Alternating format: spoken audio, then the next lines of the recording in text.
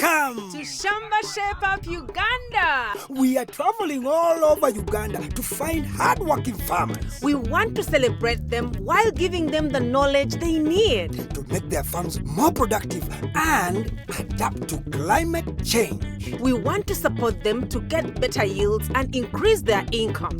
We will see how farmers can benefit from our experts' advice and turn their farms around into a profitable business, while learning from each other in so many ways. Join us on these journeys and share in the farmers' experience on the Shamba Shape Up Uganda!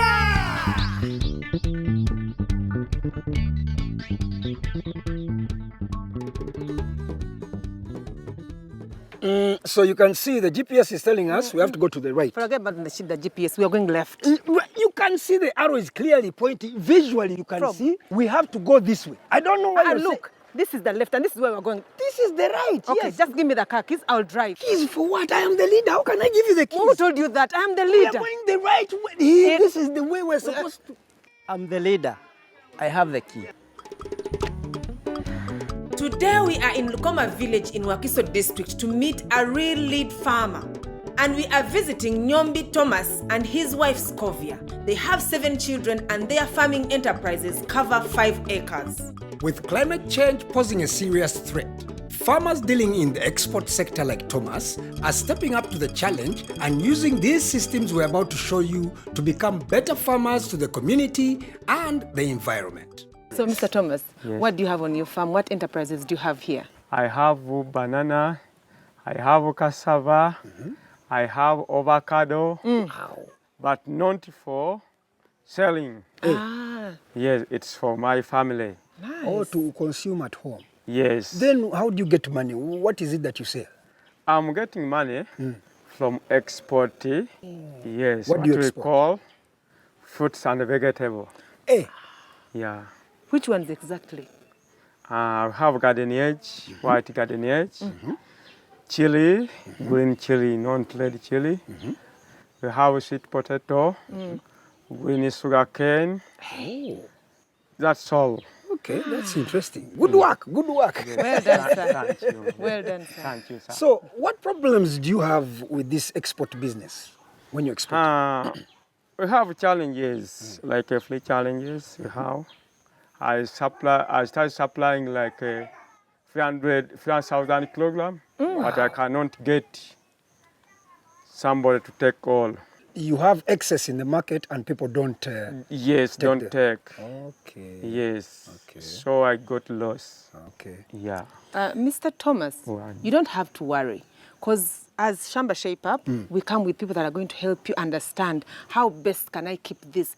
When do I harvest? How do I keep them after harvest? So that at the end of the day, you're doing better. You have more money and maybe you can upgrade from being a boda rider to a car driver. Okay, well, you are welcome. Thank you, sir. I'm going to wait for that. Yes. No, let us go and call them. Okay. Then we come back. Don't move. Okay. Because me, I want to be in that pickup. Okay, thank you. Okay, thank you. See you later, sir. Let's come back. Thank you, Mama. So now... When you hear about growing food for export, first thing that comes to mind, planes, the big ships. But let's start from the beginning. The Shamba. Studies have shown that farmers lose the most during harvesting and post-harvesting phase of food production. The way Thomas harvests, transports and packs has to meet a very high standard to get a good price. We have invited Tumuhechi Blaze, an agronomist from Al Said, to show us how to meet that standard. What is the proper harvesting and post-harvest handling? First of all, the garden eggs, they should be harvested 3 months after planting. But now there are main things that you consider before harvesting. One is temperature, because these garden eggs, they are sensitive to high temperatures and humidity. They need around 20 to 22 degrees Celsius. That's the best temperatures for harvesting. Then also you need humidity of around 80 to 90%. From what he has said, have you been doing all these things, or do you have any questions for him? Yes. Dry season, we are getting a big loss because we see playing chemical or pesticide. When we send there to Europe, they see much chemical. They stop us to start supplying there because there is no any can wash that chemical. Now we get more loss in the dry season. What advice can you give me? Okay. When we spray during a rainy season, rain comes and washes off this chemical we've sprayed. And even in the soil, water dilutes any chemicals that is there. What is advisable? What should you do when it is a dry season? Yes. Even if the plant is supposed to be sprayed twice a week, Yes. you stop spraying twice a week and maybe you do once a week or even once in 2 weeks during the dry season. Then what you do, you use traps. So when you use more traps, then you use less chemicals. The chemicals that is in traps cannot be absorbed by these plants. So with that, when you do that, you will have kicked out completely this issue of your products being intercepted on any stage. Ah. Okay, thank you. Okay, now let's get into harvesting. Okay. How do we do that, please? I can take you through how we do it. Please and do. I show you how a farmer eats money. Yes. So we can move around. So you pull it up. Up. Now, the other thing is you make sure that this one is still intact with the fruit. Yes. When you remove it, you expose the fruit to damage. Okay. Yes, then every mature fruit, whether it is damaged or not damaged, you harvest it, then we shall sort them when we reach at the packaging area. How do you tell the ready ones? By size or by color? Generally size, like when you see this color, the white comes out very well. Like an egg? Yes, like, like an egg. So, whatever, like this one. Yes. So you remove it. Then there is this. I want you to harvest this. Ready. This one, yes. Up. Yes. Okay. After harvesting, the garden eggs have to be gently washed with clean water. This is to remove dirt, chemicals, and also to make it easier to identify the ones that have pests or are damaged. The ones fit for export are transported to the pack house to start the next phase of packaging. On arriving at Curad packaging plant in Namanvi, an agronomist, the pack house manager, is ready to receive the order. Today it is Juliet Nabagesela, and she is going to examine Thomas's garden egg. First, she collects a sample from the crate and examines them. This is so tense. She even has a magnifying glass. Let me try it out too. Phew! The garden eggs passed this phase. Next, we weigh them and move to the packaging line. But not too fast. We are cleaning them again. This time, we examine each for signs of pests or damages.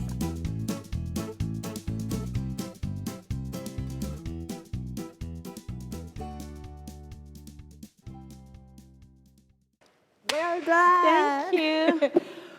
We've done all the steps from the harvesting, cleaning. We brought them here. Julie here helped us clean them again and test them. We have our produce packed and ready to go. It's been a long one, but I wonder what Frob is up to right now.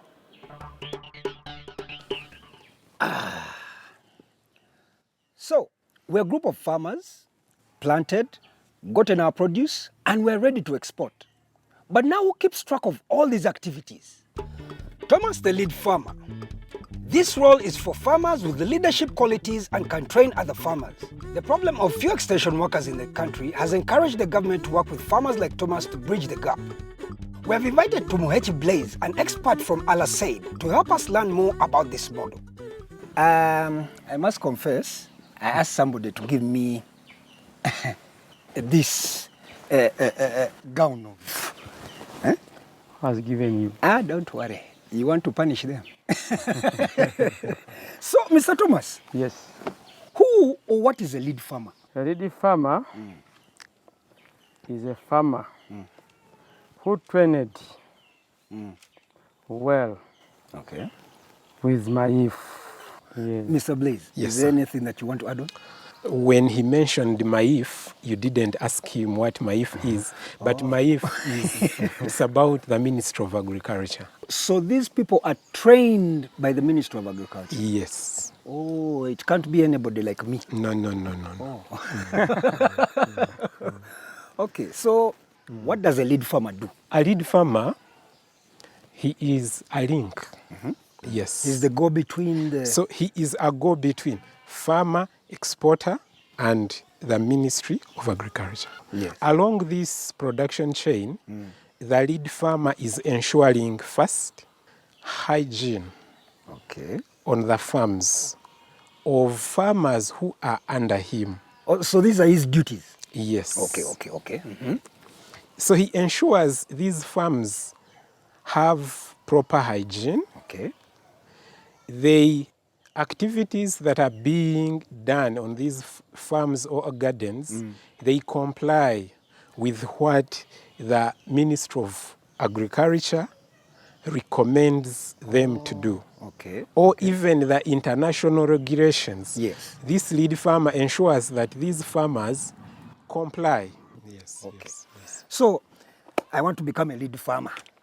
How many people do I have to have in my group to become a lead farmer? Is it a minimum number of 10 or what happens? 12 people, not more than. Not more than 12? Yes, because if you get more than, you cannot manage them. them. Oh. Yes. So, Mr. Thomas, Yes. you said you have a group of farmers that Yes. you work with. Yeah. Are there some that we can go and visit? Yes. Okay, you're the one who leads the way. You take us, and we see what they are doing. So this is one of your farmers. Yes. But this is Mr. Tabia. Hello. How are You're you? welcome. Thank you. Anything wrong? No. So you're his lead farmer. Oh, wonderful. Good. Mr. Blaze. Yes, sir. Our chili, is it okay? The chili is perfect. Good. The garden is very safe. Good. And he has done weeding, as you can see. Okay. Surely. Thank you, Mr. Tabia. And keep up. Such nice chili deserves. So I'm on the market. And it will get a better market. Thank you. Me, I want percentage. So, then another farmer we can visit. Yes. This way. Yeah. Okay, so. Mr. Nyombi, you're doing a good work. Yes. Hello, Sebo. How are you? Fine, how are you? Good. What is your name? Mgama Charles. Charles. Pleasure meeting you. So, How are you, Charles? yes, how are you? Mr. Blaze. So, this is a sweet potato garden. Good. What do you see? The man has controlled weeds, so we expect to get good sweet potatoes. So he has done well. And all I can say, again, this lead farmer is doing a good work. Okay, thank you, sir. So, Tom, Yes? is there another farmer? Yes, there. Good. There, sir. Charles, you want to come with us? You can come. We go to Come, another let's farmer. These are some of the farmers we're meeting. So we want to find out if they're benefiting from Thomas's guidance. We're still going on. We'll see you.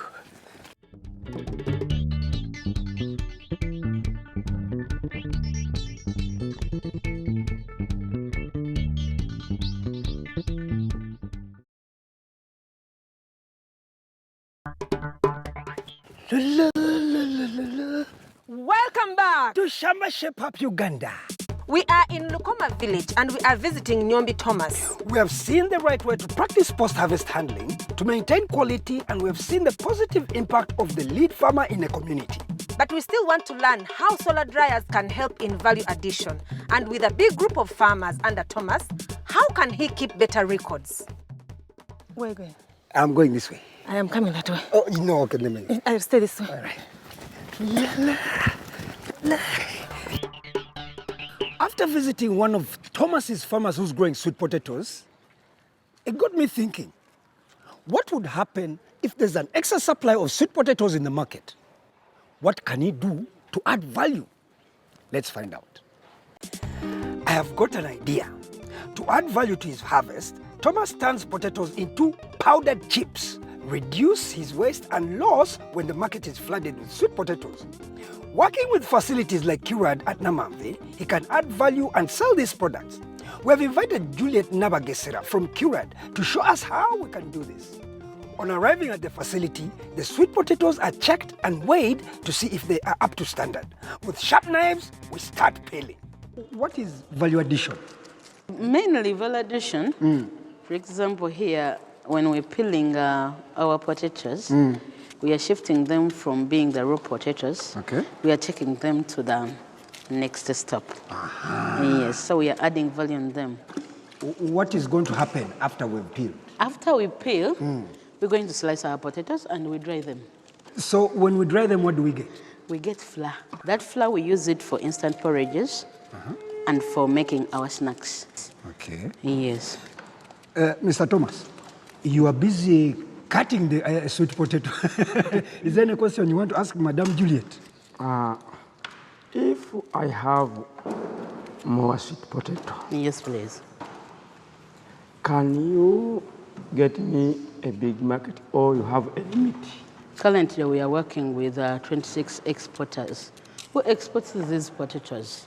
When an exporter comes here and is looking for sweet potato, I don't call any other person. I first call Thomas. You have to just tell me that I have this amount of potatoes, or I don't have potatoes, so I look for another supplier. But you'll be my first priority to get a market for your potatoes. We're finished peeling and our sweet potatoes are put in water ready for washing. After washing, we put them on trays and dice the sweet potatoes into 2mm size pieces. This is to quicken the drying process. Next, we spread them on a tray and take them into the solar dryer. And then we wait. The dryer will heat up to 60 degrees Celsius for 12 hours. The temperature is kept at these degrees not to bake the sweet potatoes, and all this is done by the power of the sun. Clean energy. Men at work. The sweet potato is now dry and with little moisture, but we are not yet done. We need to grind it. Good thing Alex is here to help. In goes the sweet potato chips and out comes sweet potato powder. We started with excess and now we have a product that has new opportunities and a wider market in the local and international market. Okay, Mr. Thomas. So, I think we're coming to the final phase. You remember we brought our produce? Yes. We peeled it, we cut it into pieces, and we dried it. And now, this is the flour we get, and this flour we can make instant porridges. We can make snacks. These are the snacks we make from our sweet potato. And then, what about, what is that one? This one, it is orange fresh variety. Oh, yes, it is not this one. It's not this one. Yes, this is orange fresh variety. And this one, we have packed it in a half a kilogram. Half a kilogram. You can have a look. You can have a look. Okay. These are ready to eat. Ready to eat. Okay. You just chop. Yeah. Don't chop. Madam Juliet, Yes, thank you very much. You're welcome. Hey. We saw the role of a lead farmer earlier, but how about the records? How does he keep track of all the money, the income of the 12 farmers under him? Let's find out. We have trained farmers in the past on how to keep records for their farms, but this is different. Thomas is a lead farmer with a group of farmers under his guidance, which comes with more responsibility. We have invited Mr. Jerry Egesa from Naro to train us on how we can improve our records. Please have a seat. Okay, sir. So, Thomas, Yes, madam. do you keep records? Yes. Kindly show us what you have. I have this. Field forms. Wow, this is good. This looks fine. Yeah. Thomas, Yes. so you have this group of many farmers. Yeah. How do you track the money, the produce of each and every farmer? How do you do it? This book, it's for record for the farm which you saw yesterday. Yeah, there is a page for scouting. There's a page for seed playing. There's a page for... All in here. Yes. There is a page for fertilizer. There is a page for harvesting. There is a page for truck. When you load the truck, you have to record the how many kilograms you have loaded, permit number for that driver, Okay. phone number, where that truck is going to take goods, and who is going to receive that goods to the company. I see. Okay, Jerry, you had the gentleman. Yeah. Everything is in here. Yes. How would you advise him? This is good work. The work you're doing is commendable. It's a commendable job. You're keeping your records very well. Yes. However, for the people out there, you need to understand that for you to be an exporter of a product like what Tom is doing, there are things that have to be captured. Yeah. One is we need to know the farm where these products are coming from. So what is the name of that farm? We need to understand the physical address of the farm. Where are you located? Which village? Which sub-county? Which parish? Which district? We also take the GPS coordinates of your farm. This? What do you mean? What we mean is using satellite, we should be able to locate your farm. Yeah. Yes. Okay. So we call it the global positioning system. We take those coordinates that wherever somebody is, once they have those coordinates, they should be able to know where you are found. We also want to understand the production area, how big is your farm, but also the variety of the product that you're producing. We need to understand that. We need to understand the type of production that you are engaging in. Are you doing it in an open field, for example, for chili, or you are doing it in a greenhouse? Yes. Yes, so we have to understand that.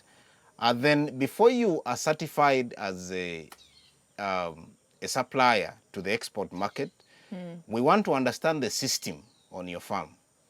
And that system includes the following. We want to understand whether you have a disease or pest monitoring system on your farm.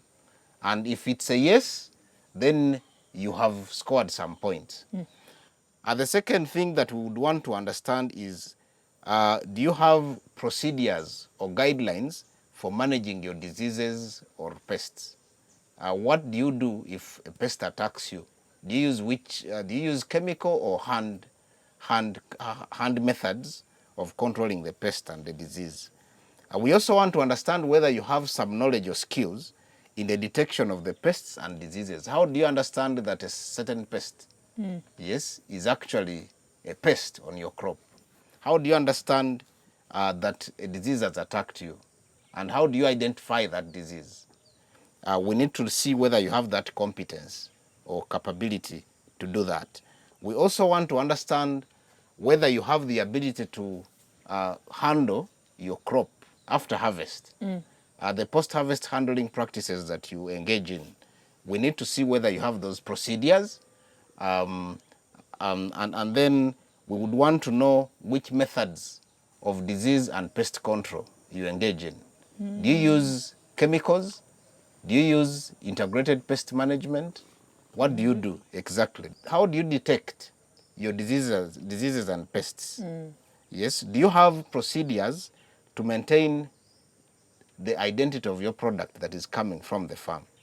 And once you have scored all that, then you are able to judge yourself, do you qualify to be certified as an exporter of a product to the export market?